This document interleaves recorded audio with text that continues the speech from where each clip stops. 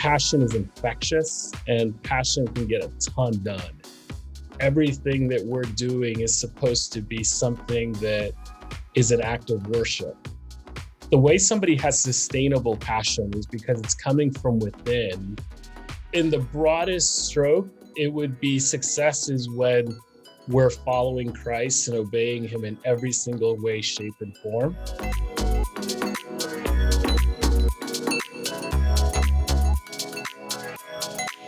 Hey, ladies and gentlemen, I want to introduce you to season 2, episode 1 of Epiphany Off the Cuff. I'm excited. I mean, we have a brand new guest, of course, but we have a brand new co-host. I'm Hazel. Hazel, you may remember her from an episode that she did a while ago. It got huge visibility. Hazel's actually a celebrity where she lives. Wow. Yeah. So Hazel, you want to introduce yourself real quick? Of course. I'm Hazel, and yes, I was interviewed in this podcast before, and it was a really great experience, and so I am very delighted to be here again at the other side of the fence this time, and play a bigger role in terms of diving into amazing entrepreneurial journeys and experiences and be a part of all of them. Awesome. I'm happy you're joining us.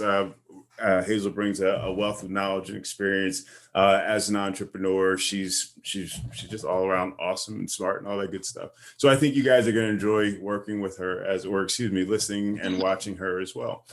And today in our quote unquote digital studio, we have Ryan Bailey. Ryan has a whole bunch of companies. Ryan does really cool stuff. Ryan, do you want to introduce yourself? Sure. I run an organizational effectiveness company and a Christian counseling practice, and then recently created a brand that merges both together. So mostly working with CEOs who would say they believe the gospel and really wanting to grow and advance their leadership and advance excellence throughout their company and life. Cool. Big passion of mine. Awesome. So we're going to talk a little bit about that in the show today. Hazel, did you want to kick off since it's your first day? You want to ask the first question? Okay, yeah, I can do that. So your niche is actually very interesting, Ryan. So as a Christian consultant, how would you define success career-wise? That's not just for yourself, but also for your clients. Yeah. So in the broadest stroke, it would be success is when we're following Christ and obeying him in every single way, shape, and form, which obviously for human beings is next to impossible. But what that means for a business is that typically a business has multiple bottom lines. So it's not just about the revenue or the profits that the business produces, even though that is important and even though that is something that we're going to go for. It's often going to show up in how we treat our employees, how we treat our customers or our clients, the quality of work that we produce. Everything that we're doing is supposed to be something that is an act of worship. And so when we treat it that way, there's so many different bottom lines that then come up, but it also leads to a greater deal of freedom, a greater sense of purpose that goes well beyond just us and our company. So probably I would define it along those lines. Cool. Awesome. Yeah. That, sense of purpose and sense of alignment, that is a very crucial in terms of, going through your business and of course. And I'd like to dive into that a little bit more because I think you'd be so good at explaining it. I'm going to continue to harp on this Christian entrepreneurship because I know this is a question somebody's thinking about from the audience listening today. So what do you say would be the advantages of being a Christian entrepreneur versus non-Christian entrepreneur? And in the same vein, would there be like disadvantages of being of implementing or being an active role of being that kind of entrepreneur? That's a great question. I would say that there are many advantages and some disadvantages. So like among the advantages is that I love that my life is aligned to my faith, and that includes my business and how I interact with clients. Some of my clients don't share my beliefs, and they're probably aware that I am a believer, but I mean, I don't hide it. So I can't imagine that they don't know it. But they find that what they're looking for is the same thing that my Christian client is looking for, which is whatever it is that they're looking to solve, they want it solved well. And I would say that the Christian clients love that when they see solutions coming in that align with their faith, it just gives them that extra level of confidence and that extra level of feeling like this is way bigger than them as well. So I would say that's a strong advantage. Leaning on my faith, especially during any part of the business cycle when the business is a little slower, is huge, because I don't find myself stressing out the way that I used to. I find myself instead using the time way more effectively and trusting that it's going to be provided for, my team's going to be provided for. And thankfully that's always happened so far. I mean, I don't think I expect it to always be that way, but at least right now it's going great that way. I think another advantage is that I jokingly say that as a company, we suck at our own marketing. And so it's pretty cool that clients arrive through word of mouth and through referrals. And often the way that they're coming through is because of what they would say is something to the effect of Ryan is really insightful, or Ryan is, has a lot of wisdom. What maybe some of my clients don't realize is how much of it I'm pulling from scripture versus how much of it is just coming from me. And so that's definitely an advantage, because those principles are timeless and they work straight across the board. On the negative side, I actually have lost some deals because of my faith. So sometimes when I'm thinking of one company in particular that I was starting to work with. The work was going fantastic. In fact, they were asking if I could do way more work with them. And then the C-suite got together, they saw my website and immediately labeled me as some things that I just wasn't. And so unfortunately, there's certain preconceived notions as to what it means to be a Christian. And since that didn't fit what they wanted, without asking me, without finding out about me, my client had to let me go. And he was not a believer. He felt extremely uncomfortable by that whole process, and he couldn't believe that they did that. So it was kind of eye-opening for both of us. And that's happened at least 3 times that I can think of off the top of my head, just certain misconceptions that way. But I think that's the only real disadvantage that I can think of. For the most part, I would say it's fantastic. It's fantastic having everything be aligned. Cool.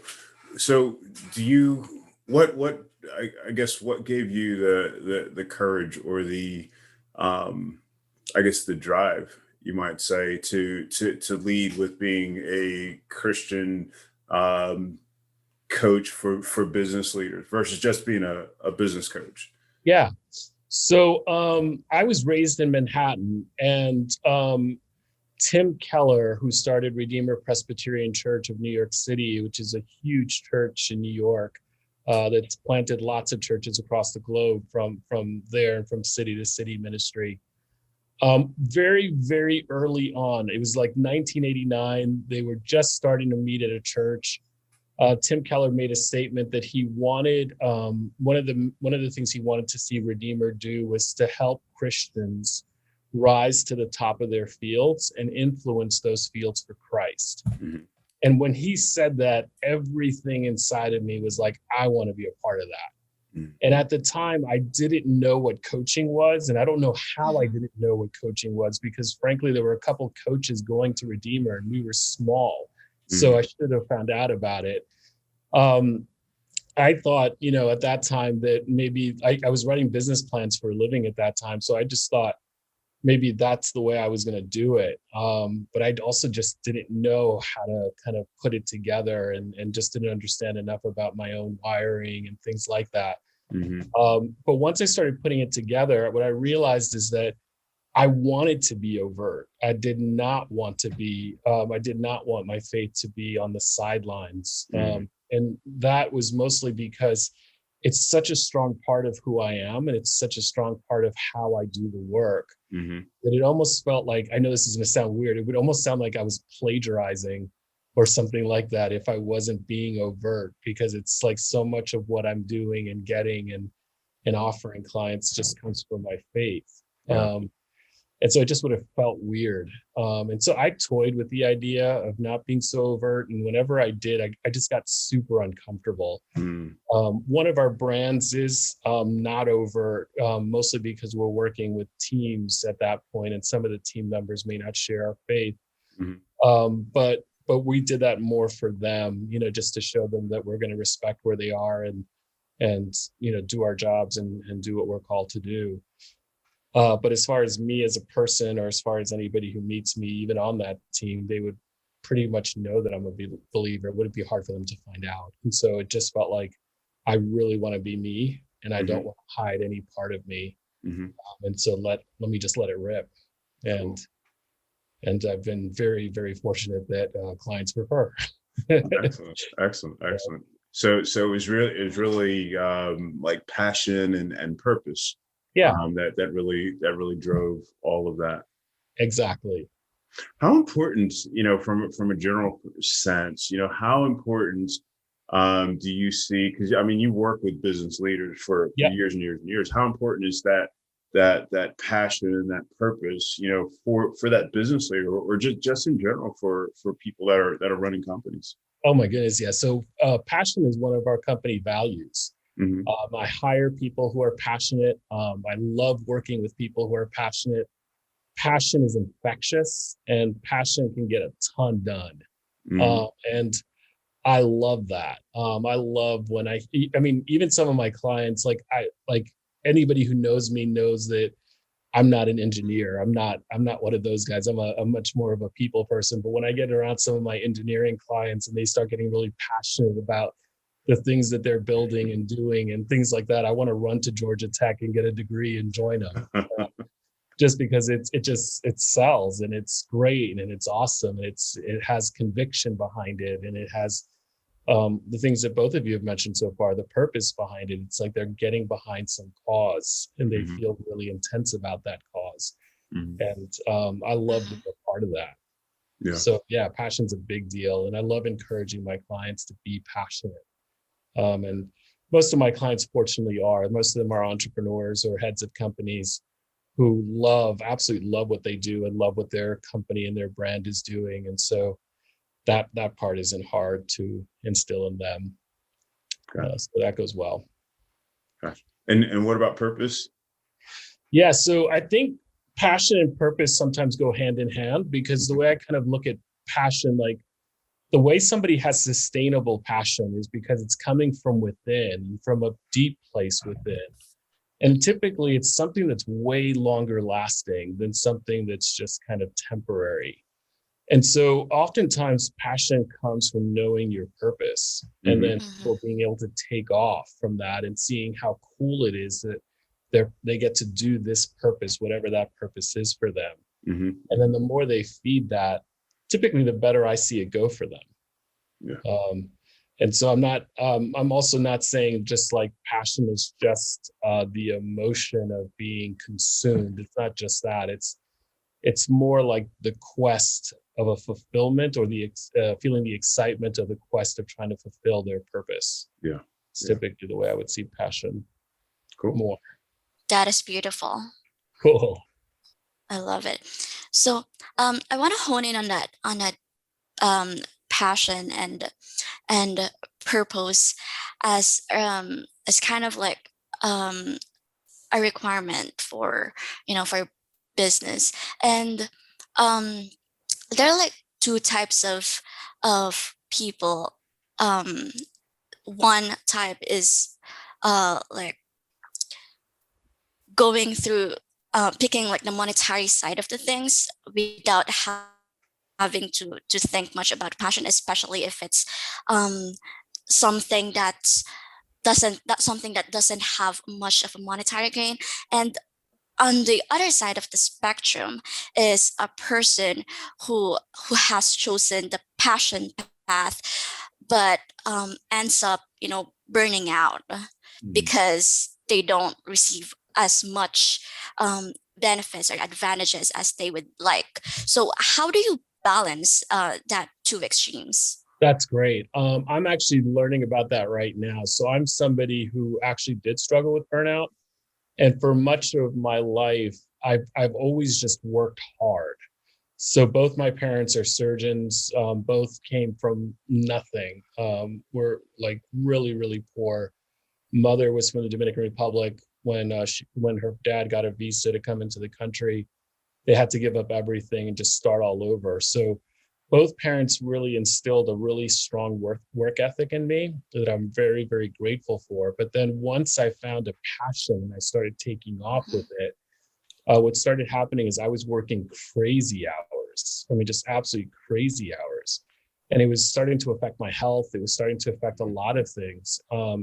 And so that's how I mean, I think I would say I was unbalanced, but in a way that was super unhealthy. And it really wasn't aligned with my faith. I just enjoyed the work that I was doing a lot and had a high capacity to do more.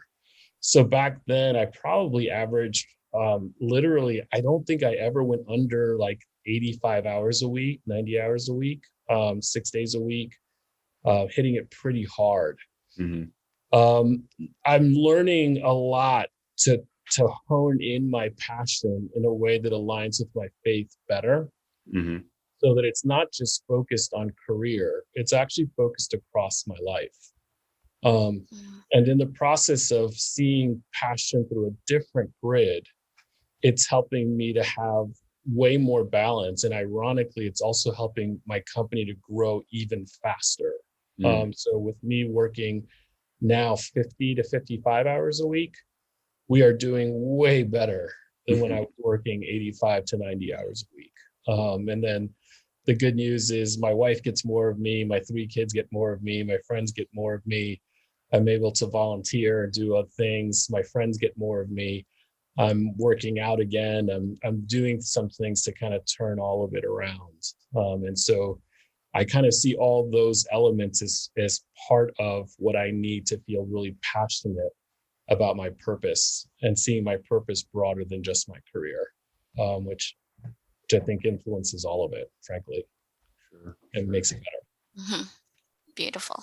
Sure. Yeah, absolutely. Absolutely. So, with your clients, I imagine, a lot of them are, quite driven, like you are, and so my assumption is that, your story isn't, you're drinking your own Kool-Aid, you're drinking the same thing you're sharing with them. So, I mean, is that, are you seeing the same sorts of results, from those folks that you yourself are achieving?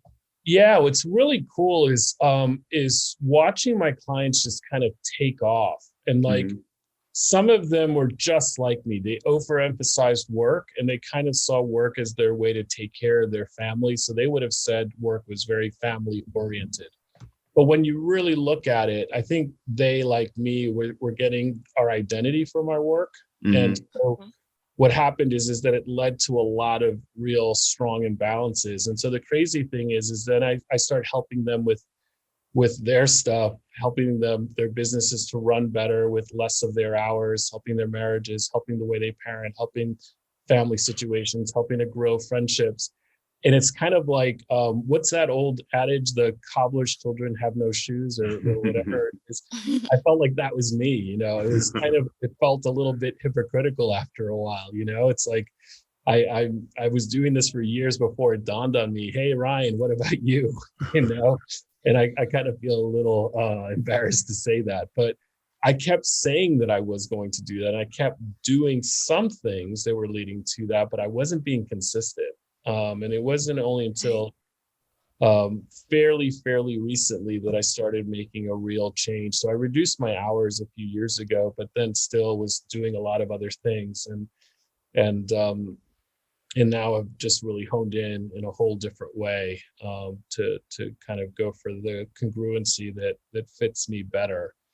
the good news is that my family and I have always been tight, even despite the hours. And I think that's just kind of crazy because I worked a lot, but my kids to this day, like I've asked them if, how they felt about how I was working. They say they're glad that I'm home more, but even back then, they never felt like I didn't love them. And so that I'm really fortunate for, because I've worked with too many clients that did not experience that with their children. They felt like they lost their kids in the pursuit of growing their business, which is obviously very painful. That is so cool because I know that you're a coach, you're also a consultant, and you're also a counselor, a licensed therapist at that. So it's like the whole trifecta or the whole package. And the number of years you've been in the business, 20 years. Is that accurate, Ryan? Yeah, so I'm not a licensed therapist. I'm what's known as a Oh, Christian counselor, and Christian counselors have an exemption that we don't have to be licensed in the state of Georgia. And so that's where I mix it in that way. But I've been doing some form of one of those three things for 29 years. wow. So I've really enjoyed mixing and matching. And it wasn't until the last 3 or 4 years, well, maybe 5 years, that my clients started mixing and matching it as well. So a lot of clients will start with one of those three areas, and they'll wind up using all of them at some point. And so that's what led us to create this new brand that we created, just to kind of hone it in and say that that's part of our uniqueness, is that we can do all three and even sometimes mix it in the same session in order to help our clients get to the goals that they really want. 29 years. That is a very, very, very long time. But not that you're old or anything like that. I just realized that is older than I am right now. So this is going to be a pretty loaded question given your 29 years of experience. But what would you say is the greatest challenge that you have encountered that is like the defining moment on your journey? With a client or personally, like with myself? Personally. There was a speaking gig that I did for a Fortune 20 company. And there was a bunch of other speakers that were presenting things that week. And they were all getting rated really low scores, like really low scores. And when I flew up, I was like on I was on the last day, the second to last speaker. So they've been doing this all week. And when you enter the room, like the energy level sucked. I mean, it was horrible how low the energy level was. And like, you could just tell people were doing other work. People were just doing other things. People were yawning. And then the guy who hired me is like, "You're next." I'm like, "You have got to be kidding." And so what happened is when I speak or when I do things, I love kind of getting personal, and I love like having people experience the full range of emotions when we're doing even a presentation. Like this one was on Myers-Briggs and emotional intelligence. And so very early on, I cracked a joke and the room started laughing. And then by the first break, it was shocking because I got a standing ovation. And I was like really surprised by that. Wow. And then by the end of the training, or by the end of the day, when they rated everybody, I was rated the best speaker out of 14. And they also said that I got double the score of the number 2 guy. So I think he had like a 4 point something out of 10. And I got a 9 point something out of 10. Wow. Which was like freaky. But it led to a lot of good stuff. I mean, it led to doing some really good work with them and traveling some with them and doing things like that. So I think that was like the defining moment, because that one in particular encompassed almost everything I'd ever learned or did into 1 3-hour training. And it was like our team had to get super creative as to how to give them so much in so little time. And so that was also fun, just having the team behind it, working that out. And I had a blast. I mean, I got to admit, that was just, I mean, if they would have had me speak every week there, I would have flown there every single week just to do that gig. That was great. Wow, that's For awesome. sure. That is amazing. Yeah, yeah. We all need a win like that. Oh my goodness. That's awesome. I think one of the things that we all experience, as entrepreneurs, is some of the low times, and you had alluded to that and how your faith, was really important in carrying you through. Can you share? Would you mind sharing like one of those challenges that you faced and how you got through it? Speak from the faith side of things, but also speak from the continuity, that drive that brought you from, where you were then to, where you are now. Yeah. I went to business school. And so you learn about business cycles in business school, right? And then I've only ever worked for somebody else for 2 years of my life post college, right? So you would think, as an entrepreneur for this many years, that when this business cycle gets slower, you just think, oh, okay, it's going to pick up again, right? Mm-hmm. And all that. That was like certainly not the case with me. I mean, I was like an anxious, hot mess every single time. And it would drive my wife nuts. It would drive my friends nuts. Everybody would say the same thing. Ryan, it always slows down around Thanksgiving. And then it picks up again the third week of January. And I'm always saying, well, what if this time isn't the time? what if everybody just decides, hey, we don't want this guy anymore. We're going somewhere else, right? And so I kind of would have this like freak out period during that time. It just wasn't healthy, good. It wasn't good for any of certainly wasn't good for my wife, who heard the rants and all of that. And then certainly my friends and other people like that. It didn't matter how many years in a row that the same pattern showed up. I think I've always kind of struggled a little bit with anxiety. And so my anxiety would just kind of pick up during that time. Mm. And mind you, it wouldn't get horrible either. So it's not like we ever missed a bill. It's not like we were massively dipping into savings. It wasn't anything like that. It was just a slowdown, like just a business cycle slowdown. Mm-hmm. So one year, I was working with a coach, and we started working together about that topic. And one of the things that she's a Christian business coach. And so one of the things that we talked about is, how do we integrate my faith into this time period? And so part of what we started working on was just seeing how much Christ really has us no matter what, and how much he promises that, and just working that in by chewing on that thought and pulling out like the logical implications of all of that. Sure. And then the second thing we did is we started kind of making a list, or I started making a list of all the things I could do when the business was slower, things that I should have been doing, but because things were really busy, I just wasn't doing. So whether it's writing blogs or business development, or just a lot of things that most people probably just do. Because usually when it came down to those freak out times, I really wasn't doing much of anything other than just servicing the clients I had and then freaking out. Mm-hmm. It was Mm-hmm. like not very healthy at all, right? Mm-hmm. And so, suddenly what we did was we came up with this list of all the things we could do when it's slower that can help the business overall.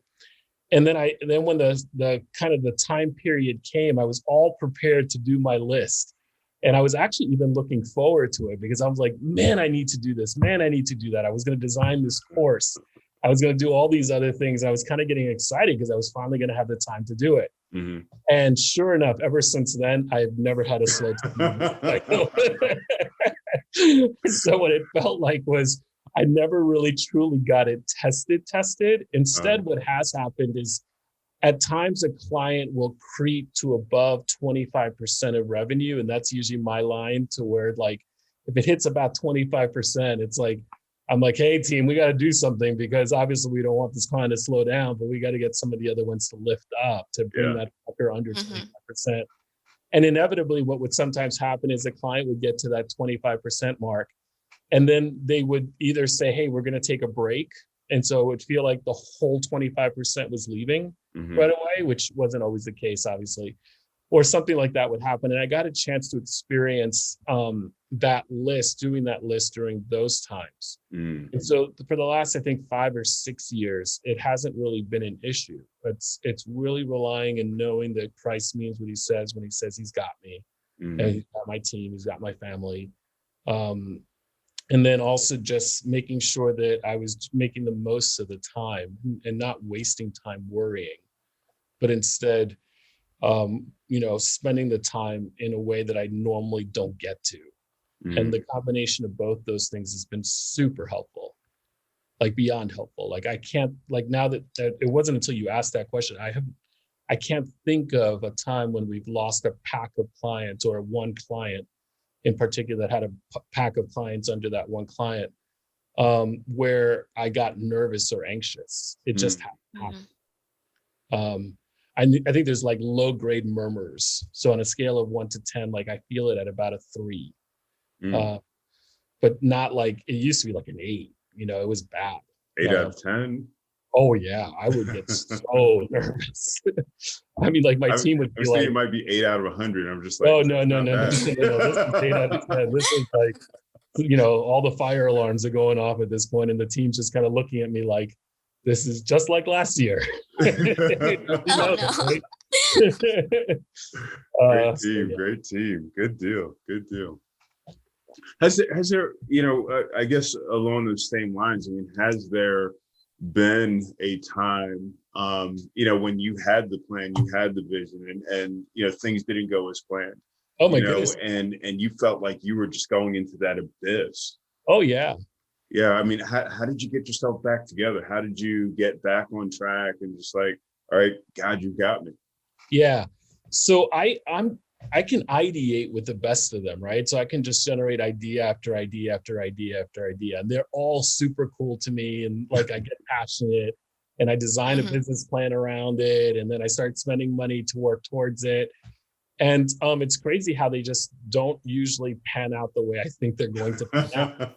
Instead, something just lands in my lap that was like better, Right. So like, when was it? 2 years ago, I was going for a contract with this one company to do this kind of leadership development that I was going to do for them at a low level to try to raise individual contributors to become leaders for the first time. And I designed this whole thing and I really went for it, had the meetings, did all of this.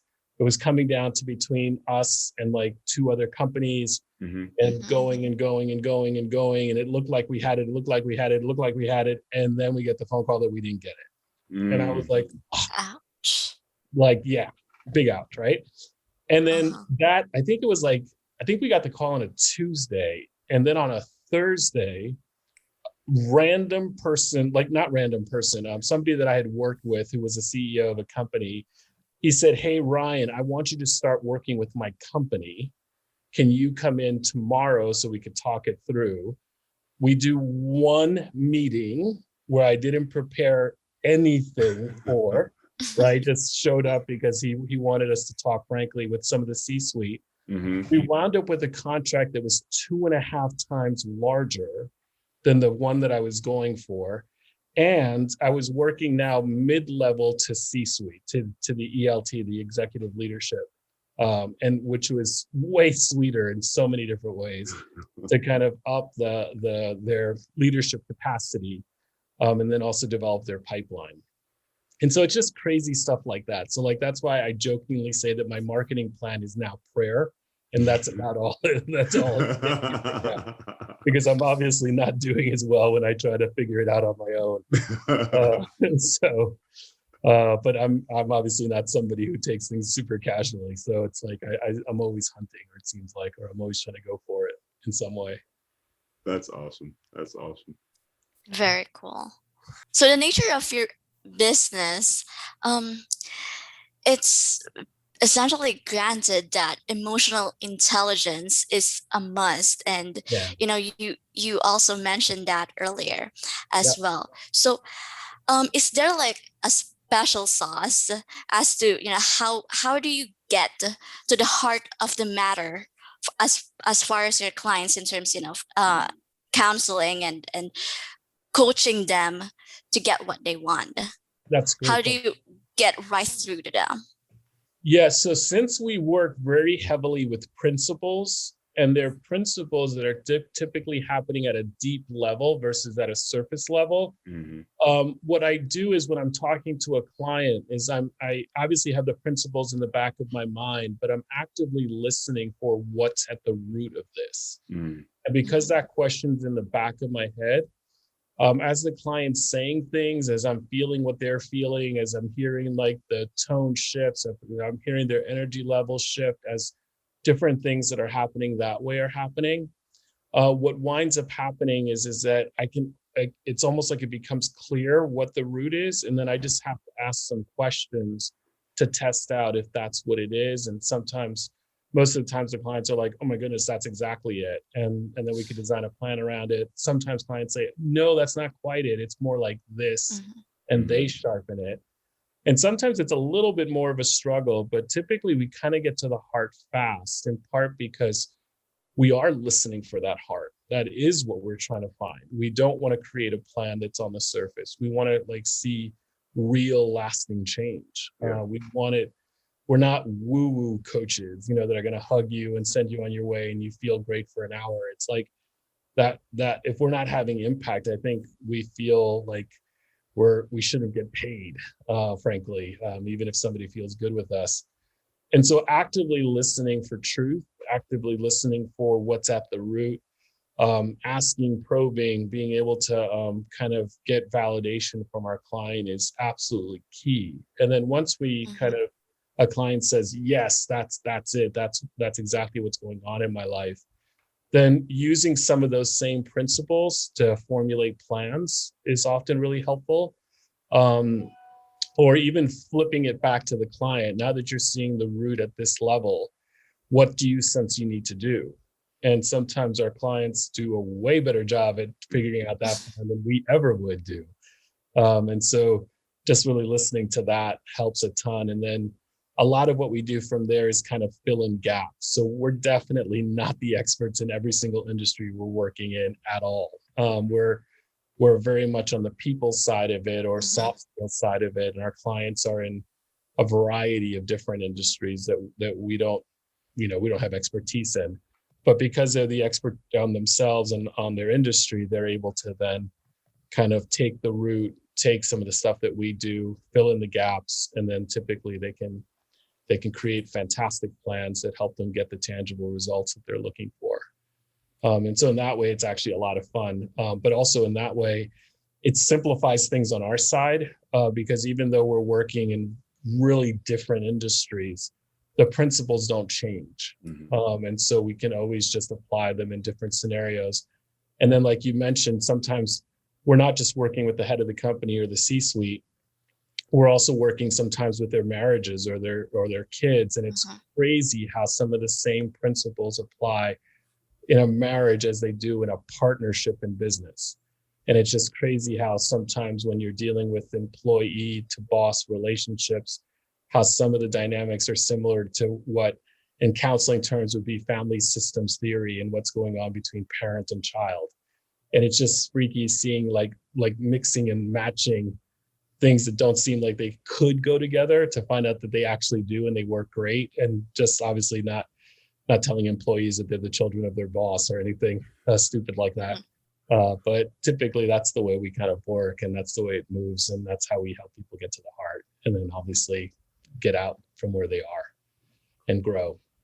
I guess, one of the things that you mentioned, I guess it is kind of self-serving for you. You mentioned earlier that you have a coach. Yeah. How important have you found that? And, what made you engage with, I think you mentioned it was a woman or? Yeah. So she was my coach for a while. Now I've got a guy as a coach. Okay. So when I got my degree in counseling, one of the things that we were taught in counseling is that counselors should always be in therapy. And so I kind of knew that I was always going to have a therapist. I knew that I can keep them busy for the rest of their life. And so there would be no shortage for me of things to work on. What I didn't do right away is work with a business coach. I didn't do that for a while. And I don't know why I did it. I mean, it's kind of like I saw the fruit that came from the counseling work that people were doing for me. I just wasn't applying it to my business. And maybe it was also because we weren't making as much money. And so I thought maybe I couldn't afford it, or maybe, we're too young, too early, or all of that. I wish I would have done it from the beginning now. But the biggest thing that I've kind of seen is working with a coach is they just, because it's a relationship and because they're able to connect at a deep level, and because I no longer feel alone in whatever problem it is that I'm struggling with, the solutions come so much better, so much faster, so much stronger. And then if it wasn't for a coach working with me, I would probably still be working 90-hour weeks. And so once they kind of helped me hone in to like, what's the real best things that I do, and just stay there, and then create a team around me that can do other things that I was doing, but I don't do as well as that main thing. Once we kind of just honed it in that way, it was crazy how much things started taking off. And then that freed me up a lot.